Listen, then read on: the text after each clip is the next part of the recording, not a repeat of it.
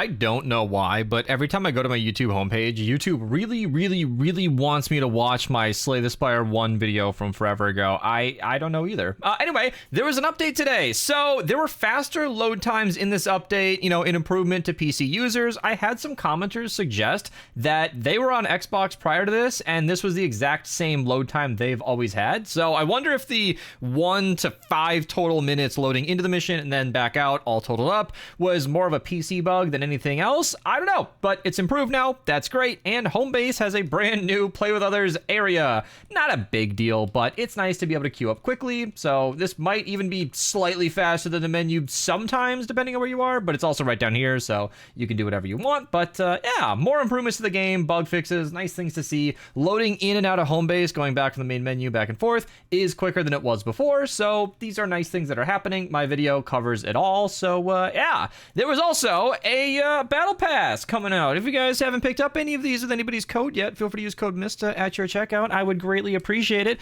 It does reset every 2 weeks. So whoever you're supporting, it doesn't have to be me. It does clear automatically every 2 weeks so that you won't be supporting anybody. You do have to re-enter whoever's code. That's Epic's way of making sure that you are still continually, intentionally supporting whoever you were previously supporting. They don't want you to just mindlessly support some random person you plugged in 2 years ago. They want to make sure it's still active. So in the battle pass, we've got Sonic, and today Knuckles and Shadow and Dr. Eggman came out. Now, you guys might not know this about me, but when I was about 4 years old, yep, that's the first time I picked up a gaming controller. Can you tell?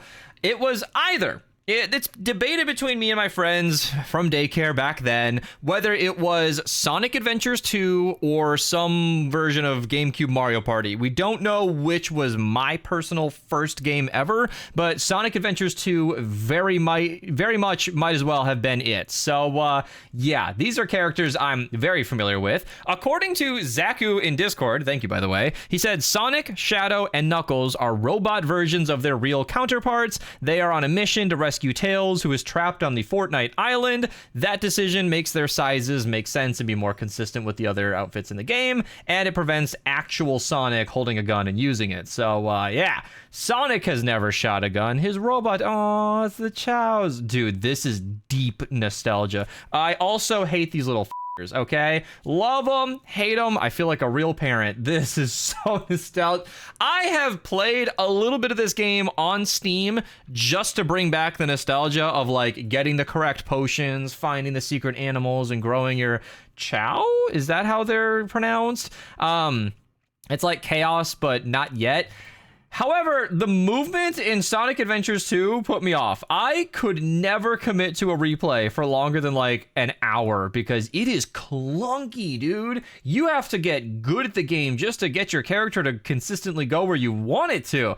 I don't know, man. When I was a kid, I just muscled through, didn't care much, but as an adult, I could not. I remember my friend's brother, who isn't totally neurotypical, if you will, struggled where like whenever it went into the egg form, he always shut off the game because he didn't want it to like die or something. And I think Chows can die. I'm not sure the circumstance for that to happen, but he was stopping some level of evolution from happening because he was scared of his Chow going away. And I don't remember the full story on that, but anyway, there's so much nostalgia in this game, man. I remember playing this so much. The intro music of that first level still on occasion pops into my head, like running through town at the speed of sound. Nah, blah, blah, blah, blah, blah, blah, blah, blah, blah. It's fucking crazy, dude. That is permanently in my brain, just like the Mario. Like that will just happen out of nowhere. I'll be walking in a park and I'll hear that music. So anyway, that's how deep the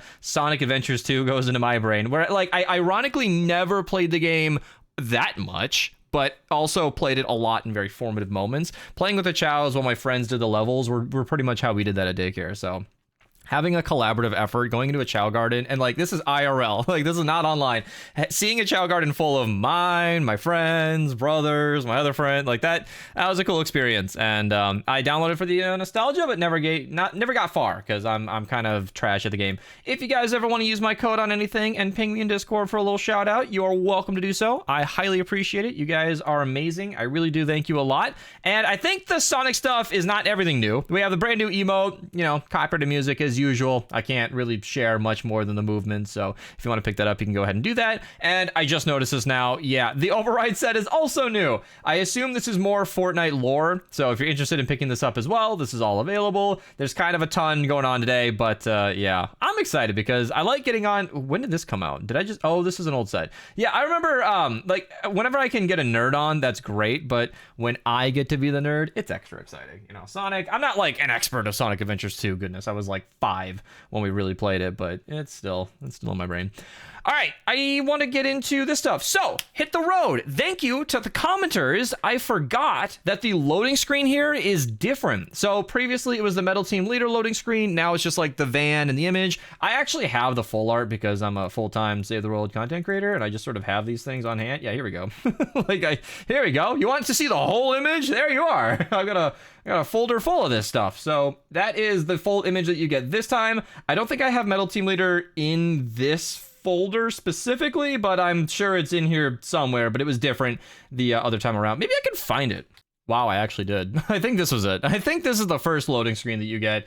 And I think it might, oh, I didn't scroll down. See, that's what happened. That's what I looked at this folder and I was like, oh, it's right here. But then that's just the upscaled version I used for a thumbnail once. There's more down here. So anyway, Save the World Nerds being Save the World Nerds, but that's a different loading screen. So it did roll over, and that's what my confusion was. So yeah, pick that up while you can. Super People Llamas are available today. You might get something legendary or higher in there, which is great. Comment down below if you guys got lucky. And I did grab the Flux. I see your comments. I'm going to continue to grab it every week. Supposedly that worked well as a reminder for you guys. So yeah, I think the hype has diminished on Mythic leads. I'm going to mention it this late in the video with the missions because I maybe could have mentioned it earlier. I didn't think I'd go on about Sonic for 5 minutes, my bad. But so you can cue this while the rest of you plays on. It is a 164 player, not exactly side monitor content unless you set it up with constructors, but you do you. So we're getting Mythic leads basically daily. It could just be a lucky streak, but wowzers, that is a lot. Kelly is familiar to us at this point. We see her all the time. She's a Mythic Gadgeteer, dependable personality type. If that's what you need for your squads, fantastic news. It's also a 164 player, so you've probably got all your Mythic leads by then, but I'm not sure. Thank you, Ardith, for joining so I could show the missions on the map.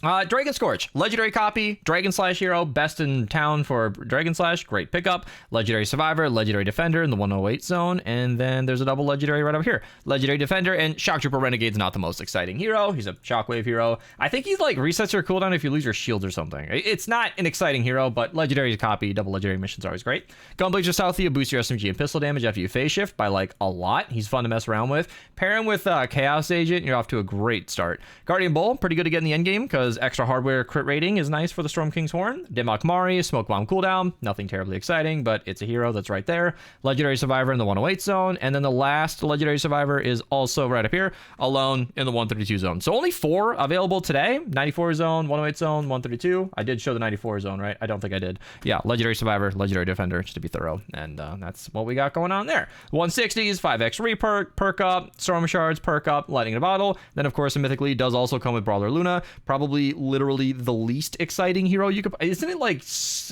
if I forgot, it's probably bad. I think it's like Crescent Kick Impact or something, which is just, you know, okay, apparently her impact applies to your weapons, or did for a long time. I don't even know, but yeah. Power Base Nox at any rarity is an extremely good hero. That's in the 58 zone, and I had this marked as a double legendary, or a double hero mission in my notes, but Hot Fixer's over here on his own. Hot Fixer is a hero that I very honestly might have never, ever used. He improves how fast buildings heal when you manually heal them, which is just...